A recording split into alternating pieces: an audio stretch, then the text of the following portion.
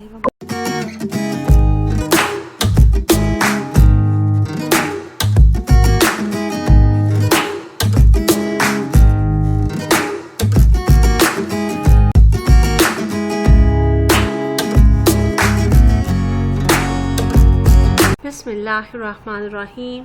अस्सलाम वालेकुम स्टूडेंट्स, आज हम टेंसेस पढ़ेंगे। आपको याद होगा जनाब कि हमने पिछले लेक्चर में टेंसेस का आगाज़ कर दिया था और पिछले लेक्चर्स में हमने देखा था कि टेंसेस किसे कहते हैं और टू कंपोनेंट्स भी पढ़े थे जो कि टेंसेस में जिनका ख्याल रखना लाजमी होता है। First one is time. पहला क्या था? टाइम था। टाइम कोई भी हो सकता है, पास्ट, प्रेजेंट, फ्यूचर, इन तीनों में से कोई भी हो सकता है। और एस्पेक्ट भी हमने पढ़ा था।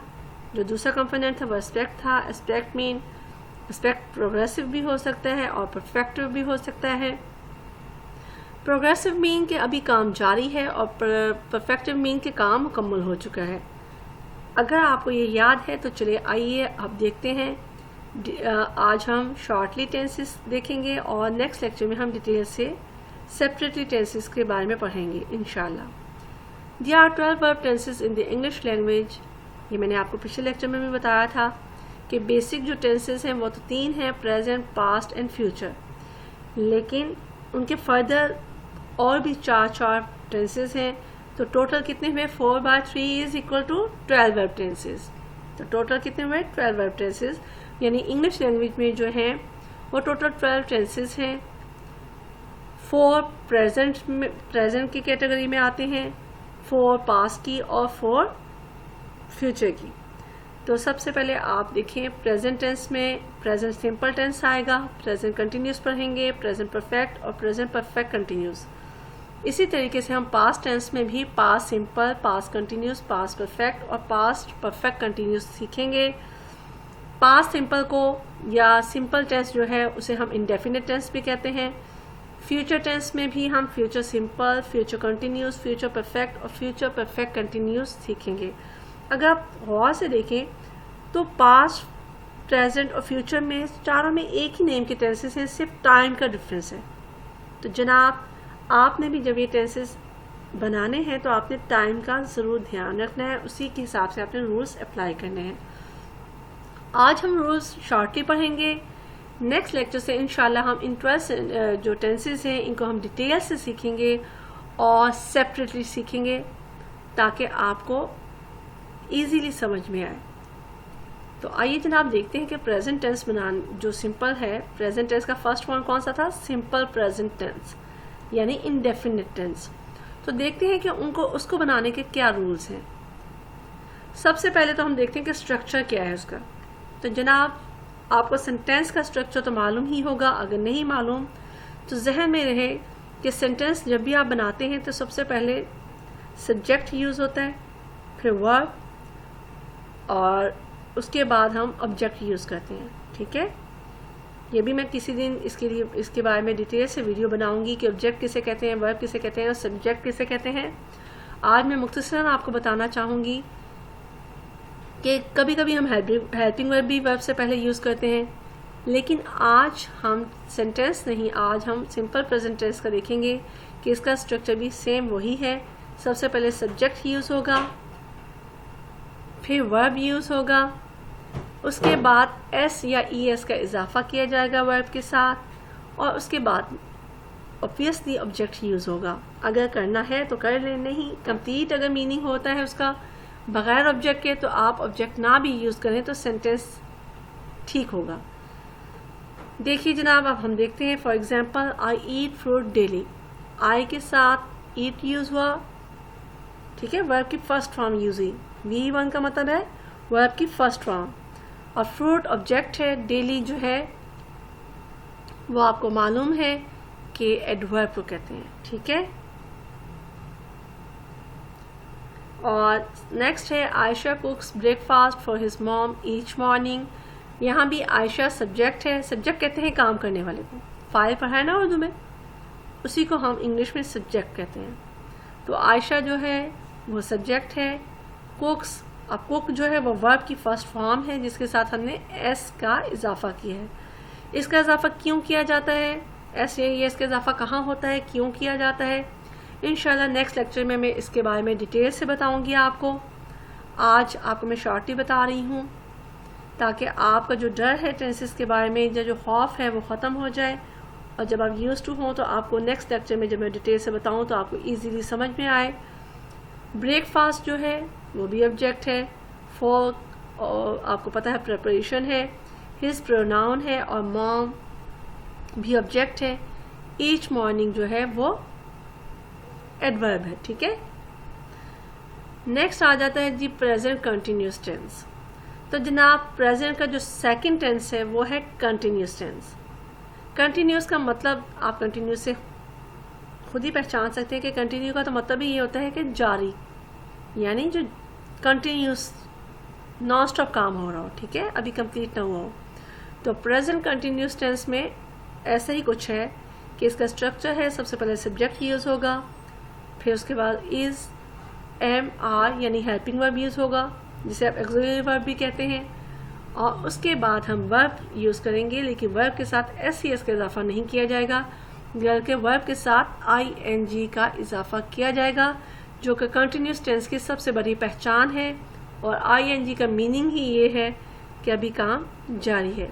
जी जनाब, जैसे Umar is eating dinner, Umar जो है वो सब्जेक्ट है, इज़ हेल्पिंग वर्ब है, ईटिंग जो है, ईट जो है वर्ब है, उसके साथ ING का इजाफा किया गया है, और डिनर ऑब्वियसली ऑब्जेक्ट है, ठीक है जनाब। नेक्स्ट एग्जांपल इसकी है आई एम स्टडिंग बायोलॉजी। आई जो है वो सब्जेक्ट है, यानी काम जो कौन कर रहा है, आई यानी मैं। एम हेल्पिंग वर्ब, स्टडी जो है वो ऑब्वियसली वर्ब है, और वर्ब के साथ आपको मालूम है कि स्ट्रक्चर क्या था, वर्ब के साथ ING का इजाफा किया जाएगा। बायोलॉजी जो है वो ऑब्जेक्ट है। इसी तरीके से थर्ड जो है प्रेजेंट टेंस में जो थर्ड टेंस हम पढ़ेंगे वो है प्रेजेंट परफेक्ट टेंस। तो जनाब प्रेजेंट परफेक्ट टेंस का जो स्ट्रक्चर है वो भी कोई इतना डिफ़िकल्ट नहीं है। सबसे पहले आप सब्जेक्ट यूज़ करेंगे, उसके बाद हेल्पिंग वर्ब, और हेल्पिंग वर्ब ऊपर कौन से यूज़ किए थे हमने, जी जनाब प्रेजेंट कंटिन्यूस टेंस में सिर्फ 3 हेल्पिंग वर्ब यूज़ किए जाते हैं, इज़, आर, एम, जबकि प्रेजेंट परफेक्ट टेंस में सिर्फ 2 हेल्पिंग वर्ब यूज़ किए जाएंगे, हैज़ और एंड हैव, ठीक है, हैज़ और हैव, इन दोनों में से कोई एक यूज़ होगा, दोनों बैक वक्त यूज़ नहीं हो सकते। और वर्ब की थर्ड फॉर्म यूज़ होगी। अभी तक हमने फर्स्ट और सेकंड में दोनों में हमने वर्ब की फर्स्ट फॉर्म यूज़ की थी, ठीक है, जबकि यहाँ हम वर्ब की थर्ड फॉर्म यूज़ करेंगे। परफेक्ट जो है प्रेजेंट टाइम, मतलब परफेक्ट जो है चाहे वो प्रेजेंट से रिलेटेड हो या पास्ट से या फ्यूचर से, तीनों में परफेक्ट की पहचान सबसे बड़ी ये है कि वर्ब की थर्ड फॉर्म ही यूज़ की जाएगी, ठीक है। चलिए एग्जाम्पल देख लेते हैं। सारा has drawn this beautiful pattern. सारा जो है वो सब्जेक्ट है, हैज़ हेल्पिंग वर्ब है। अब देखिए हैज़ हैव दोनों यूज़ नहीं हुए, कोई एक यूज़ करेंगे, ये तो आपको मालूम ही होगा। अब ड्रॉ जो है वो फर्स्ट फॉर्म है, ठीक है, ड्रॉ की सेकंड फॉर्म ड्रू है, और थर्ड फॉर्म हमने यूज़ करनी थी जो कि ड्रॉन है। सारा has drawn this beautiful pattern, drawn जो है वो वर्ब की थर्ड फॉर्म है। दिस ब्यूटीफुल पैटर्न, पैटर्न जो है वो ऑब्जेक्ट है, ब्यूटीफुल जो है वो क्या है जनाब, बिल्कुल ठीक, ब्यूटीफुल जो है वो एडजेक्टिव है, और दिस जो है वो डिटरमाइनर है। I have practised my Python coding, यानी आई जो है वो सब्जेक्ट है, हैव हेल्पिंग वर्ब जो यूज़ करना था, प्रैक्टिस जो है प्रैक्टिस फर्स्ट फॉर्म है, और उसकी थर्ड फॉर्म प्रैक्टिस्ड है जो कि हमने यूज़ की है। माई ऑब्वियसली माई जो है प्रोनाउन, और पाइथन कोडिंग जो है वो ऑब्जेक्ट है। इसी तरह से अब हम देखते हैं कि प्रेजेंट का जो फोर्थ टेंस हम पढ़ेंगे वो है प्रेजेंट परफेक्ट कंटिन्यूस टेंस। जनाब इसको तो देखते ही आप पहचान गए होंगे कि इसमें परफेक्ट के रूल भी यूज़ होंगे और कंटिन्यूस के भी, ठीक है।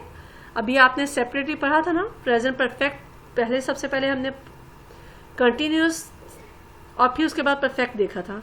तो जनाब अब हम परफेक्ट और कंटिन्यूस के दोनों के रूल्स को मर्ज करेंगे और बनेगा क्या, present perfect continuous tense.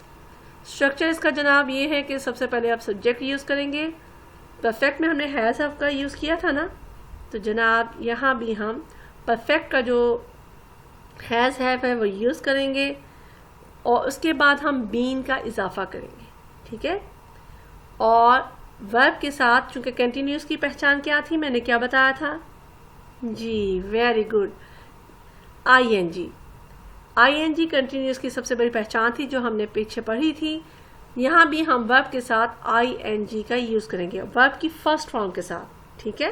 Continuous जहाँ भी आएगा, चाहे पास्ट, प्रेजेंट, फ्यूचर, जहाँ भी आए, वहाँ कंटिन्यूस में आपने हमेशा फर्स्ट फॉर्म ही यूज़ करनी है और उसके साथ आईएनजी का इजाफा करना है, सिंपल। अभी तो मैं आपको ये जो प्रेजेंट का भी बताया, ये शॉर्टली बताया, इसके बाद मैं पास्ट का बताऊंगी, इसके बाद फ्यूचर का, और उसके बाद हम सेपरेटली डिटेल से इनको देखेंगे। एग्जाम्पल देख लेते हैं जनाब। एग्जाम्पल है जी, I have been working on the assignment for 3 days। I कहाँ यूज़ होता है फॉर। एक बात और मैंने आपको बतानी थी कि वर्ब के बाद आप जब टाइम की बात करेंगे, क्योंकि यहाँ आप ड्यूरेशन बताएंगे, तो ड्यूरेशन जब कहाँ फॉर यूज़ होगा, कहाँ सिंस, फॉर डिटेल से जब मैं आपको इसके बारे में बताऊंगी तो उस टाइम पे मैं आपको बताऊंगी कहाँ फॉर यूज़ करेंगे, कहाँ सिंस। अभी आपको इसके बारे में फिक्रमंद होने की कोई ज़रूरत नहीं है। तो जनाब आई जो है वो सब्जेक्ट है, हैव ऑब्वियसली हेल्पिंग वर्ब है जो कि परफेक्ट की पहचान है। बीन प्लस बीन यानी बीन का इजाफा करना था, वो हमने कर लिया है। वर्ब की वर्ब जो है फर्स्ट फॉर्म है वर्ब की, उसके साथ आईएनजी का यूज़ किए हैं और उसके बाद ऑन प्रिपरेशन है, असाइनमेंट, ऑब्जेक्ट है, फॉर 3 days, सब आगे आप कुछ भी लिख सकते हैं, ठीक है। 3 days तो टाइम ड्यूरेशन है। अच्छा, ये जो परफेक्ट कंटिन्यूस टेंस है इसमें टाइम ड्यूरेशन लाजमी आनी चाहिए, वरना वो परफेक्ट कंटिन्यूस टेंस नहीं कहलाएगा। नेक्स्ट एग्जाम्पल है जी, Haroon has been playing football since morning. Haroon obviously subject है, यानी काम कौन कर रहा है, Haroon. Has helping verb, been का इजाफा किया। प्ले वर्ब की फर्स्ट फॉर्म है और उसके साथ आईएनजी का इजाफा किया जो कि कंटिन्यूस की पहचान है। फुटबॉल ऑब्जेक्ट है। सिंस आपने सिंस और फॉर का यूज़ लाजमी करना है इस स्ट्रक्चर में, सिंस और फॉर की कमी है। इसके बाद आप सिंस और फॉर लिख सकते हैं इधर, ठीक है। यहाँ आप सिंस या फिर फॉर का इजाफा करना है, ये भी आपने बताना है। और नेक्स्ट आपने लिखना है ऑब्जेक्ट या टाइम ड्यूरेशन।